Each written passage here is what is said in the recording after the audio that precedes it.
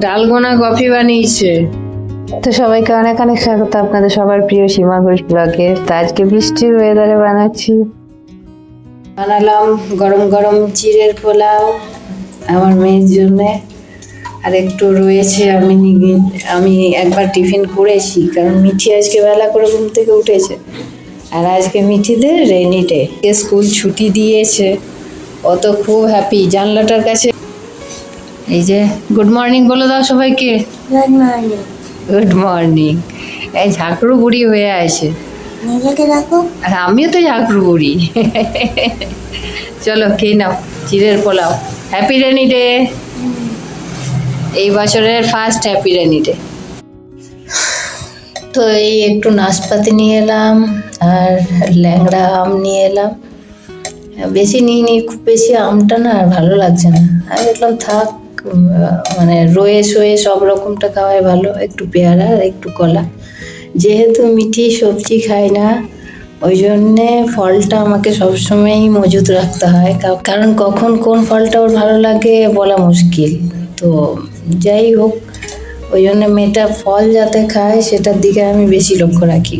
সবজি খায় না না, তো একটা ভগবানের অনেক আশীর্বাদ যে আলটিমেট ফলটা খায়। কিছু কিছু বাচ্চা আছে তো ফলও খেতে চায় না। এখানে গোবিন্দভোগ চালের খিচুড়ি বসিয়েছি, এই যে হয়ে এসছে। তো খিচুড়িটা হচ্ছে হোক, বাকি যা যা রান্নার সাথে পাঁপড় ভাজবো, পটল ভাজবো, ভাজাভুজি হবে বেশি, আর মিঠি ডিম ভাজা, যাই হোক সেগুলো করে নিই। কফি বানিয়েছে আবার, ডালগোনা কফি বানিয়েছে। বাবা, 12টার থেকে 2টো বাজতে চললো। ঠিক আছে, এই ডালগোনা কফি এতক্ষণে রেডি হলো, এবার খাবেও। মানে কফি খেয়ে খেয়ে আর কফি আনবোই না তো, এত কফি খেয়েছে। শেষ করে দেবো না, 2 প্যাকেটই থাক, আর যত প্যাকেটই থাক। কি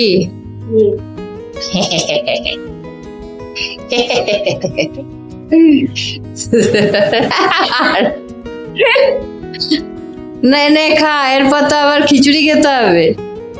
আর বাইরের ওয়েদার তো ঝমঝমিয়ে, বৃষ্টিটা এখন কমে গেছে, এখন ঝিরিঝিরি পড়ছে। খেতে তো ভালো হবে। মাকে তো টেস্ট তো করাস না। আমার শরীরটা খুব খারাপ হয়ে গেছে, যার জন্যে আজকে আলু ঝুরি ভাজা, এইভাবে আলু ভাজার মতনই কেটেছি সরু সরু করে। এখানে একটা ব্যাচ দিলাম, এই যে এক ব্যাচ আগে হয়ে যাক, তারপর তো বহুদিন খাওয়া হয়নি, আজকে চিন্তা করলাম না আলু ঝুরি ভাজা খাবো। আর কোনো রকমের লবণ দিইনি আমি, আগে ভেজে নিই, তারপর একটু চাট মশলা আর একটু লবণ ছড়িয়ে খাবার আগে খাবো। আর লবণ দিলেই এগুলো নরম হয়ে যায়। এগুলো আর একটা ব্যাচ দিয়ে দিলাম। আর এখানে এই যে হয়েছে মুচমুচে, একটু তেলটা অ্যাবজর্ব করে নিই, তারপর টিফিন বক্সে ভরে রেখে দেবো।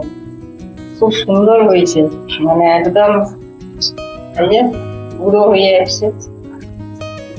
এবার এগুলো করে নিই, তারপর বাকি রান্না।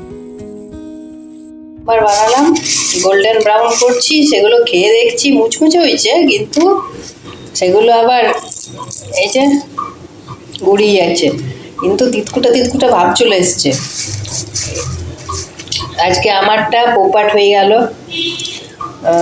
এখানে অর্ধেক রাখা আছে, এবার নুন মশলা এগুলো মাখিয়ে নিই, গরম গরম ভরে রেখে দিই।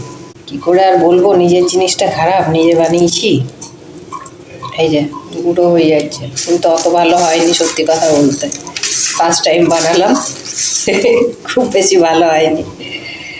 ওই খেয়ে তো নিতে হবে, কিছু করার নেই।